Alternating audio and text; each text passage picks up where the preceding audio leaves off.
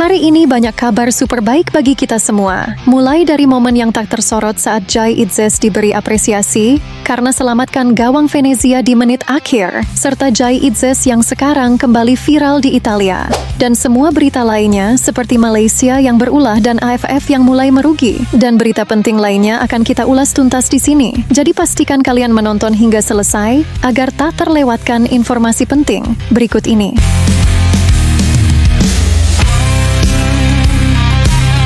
Kabar pertama, FIFA tak jadi kurangi jumlah penonton Indonesia saat melawan Cina nanti, yang mana Erick Thohir berhasil menegosiasi FIFA, yang mana FIFA mencabut sanksi pengurangan penonton tersebut, dengan syarat sebagian bangku penonton diberikan kepada para pelajar dan membentangkan spanduk anti-diskriminasi.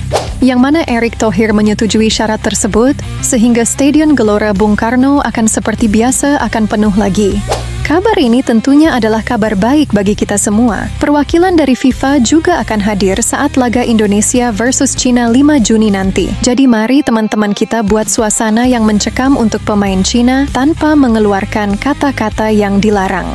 Oh ya, FIFA juga mewanti-wanti supporter Liga 1 untuk tidak bersikap anarkis. Berita penyerangan bus Persik Kediri yang dilakukan banyak oknum supporter Arema juga rupanya sampai ke FIFA yang membuat FIFA memberi peringatan untuk Indonesia. Ya, rupanya kejadian Kanjuruhan 2 tahun lalu sama sekali belum menyadarkan para supporter, yang mana kejadian ini dikecam seluruh masyarakat pecinta bola Indonesia. Karena masyarakat takut kejadian seperti ini bisa membuat sepak bola Indonesia disangsi lagi.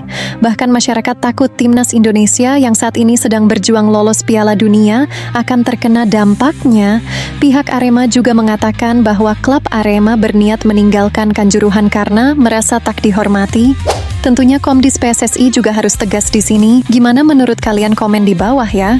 Kabar selanjutnya, pada laga krusial antara Venezia FC versus Fiorentina malam tadi, kapten kita Jai Itzes sukses membawa timnya meraih kemenangan melawan Fiorentina.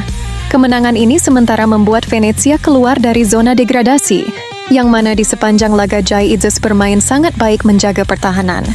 Mantan kiper Manchester United yaitu David De Gea bahkan sampai jungkir balik demi menyelamatkan gawang Fiorentina dari serangan balik cepat Venezia FC, yang mana akhirnya gawang David De Gea kebobolan 2 gol dan skor 2-1 bertahan sampai akhir untuk kemenangan Venezia.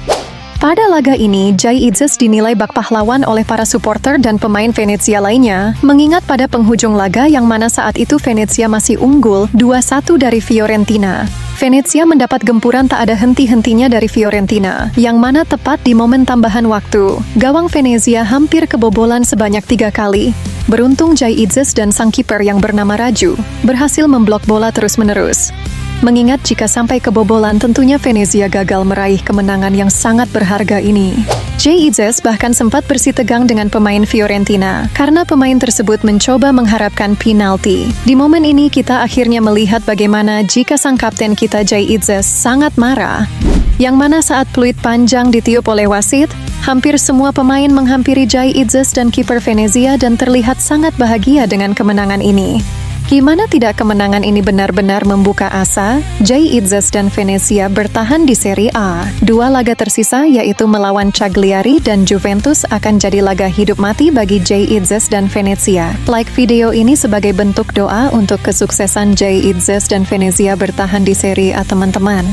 Kabar selanjutnya, legenda Malaysia marah sebut Malaysia takut hadapi Indonesia. Berikut penjelasannya. Legenda timnas Malaysia, Safi Salih menyebut bahwa Malaysia seolah takut menghadapi Indonesia. Safi Salih menilai heran kenapa FAM menolak ajakan Indonesia untuk uji coba. Safi Salih menilai ajakan Indonesia ini sangat jarang terjadi. Fan mungkin tak akan terjadi lagi ke depannya. Mengingat menurut Safi Salih dan pundit Malaysia, Indonesia sudah terus berkembang dengan baik. Beberapa tahun ke depan Indonesia tidak akan melirik laga persahabatan antar ASEAN lagi. Mereka akan fokus Piala Asia, serta walau Indonesia ingin mengadakan laga persahabatan, mereka pasti akan mengundang negara besar seperti Portugal dan lainnya. Jadi kapan lagi kita bisa bertanding melawan Indonesia? Ujar Safi Salih dan pundit Malaysia. Ya, rupanya ada kabar alasan kenapa Malaysia tolak ajakan Indonesia. Malaysia ingin melawan timnas Indonesia full squad sama seperti di kualifikasi Piala Dunia, bukan skuad timnas U23. Mengingat kabarnya Erick Thohir mengajak Malaysia untuk bertanding melawan timnas Indonesia U23 asuhan Gerald Vandenberg. Rupanya Malaysia ingin sekali menantang timnas utama Indonesia ya teman-teman.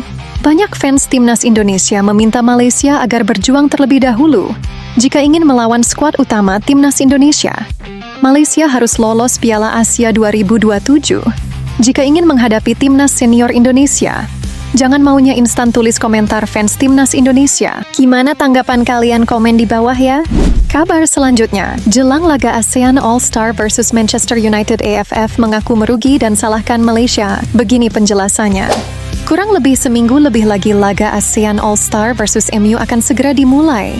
Laga yang akan diadakan di Bukit Jalil, Malaysia tersebut sampai sekarang masih hening dan sepi peminat. Tiket yang berjumlah 60.000 lebih bahkan terbilang masih utuh.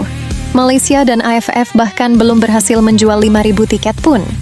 Akan tetapi pihak Malaysia justru mengklaim bahwa tiket sudah hampir habis dan terjual hampir 50.000 tiket. Tetapi faktanya laga ini seolah senyap dan AFF masih kepusingan. Banyak fans Malaysia yang meminta tiket gratis kepada fans Malaysia. Hal ini tentunya akan jadi keputusan yang sangat berat. Mengingat jika digratiskan, maka Malaysia dan AFF akan rugi besar. Dan jika tidak digratiskan, maka laga ASEAN All-Star akan sepi penonton. Sampai hari ini, AFF dan Malaysia masih mencari solusi untuk menarik minat penonton. Salah satunya meminta banyak content creator Malaysia mempromosikan laga ASEAN All-Star. Gimana menurut kalian? Komen di bawah ya. Kabar selanjutnya, timnas Cina dikabarkan berencana datang lebih awal ke Indonesia. Begini penjelasan lengkapnya. Seperti yang diketahui, Cina sudah mengirim orang untuk memantau persiapan di Indonesia. Salah satu yang ditemukan adalah soal cuaca. Media Cina mengabarkan bahwa Cina berniat datang lebih cepat ke Indonesia. Hal ini disebabkan karena cuaca di Indonesia yang lebih panas. Awalnya Cina dijadwalkan akan sampai di Indonesia sekitar tanggal 3 Juni. Akan tetapi kabarnya Cina merencanakan datang lebih awal sekitar tanggal 30 Mei atau 1 Juni mendatang. Cina beralasan bahwa alasan ingin datang lebih cepat adalah untuk beradaptasi dengan cuaca Jakarta, yang mana Cina benar-benar berniat untuk mengalahkan Indonesia di GBK. Gimana nih menurut teman-teman? Komen di bawah ya.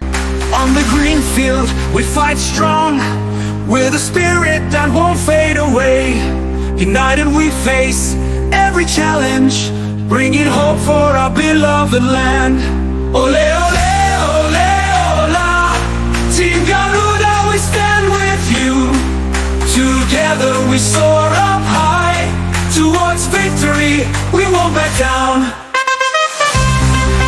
Ya, tentu saja timnas Indonesia harus tetap fokus dan mewaspadai kekuatan Cina, yang mana Cina bukan lawan yang mudah.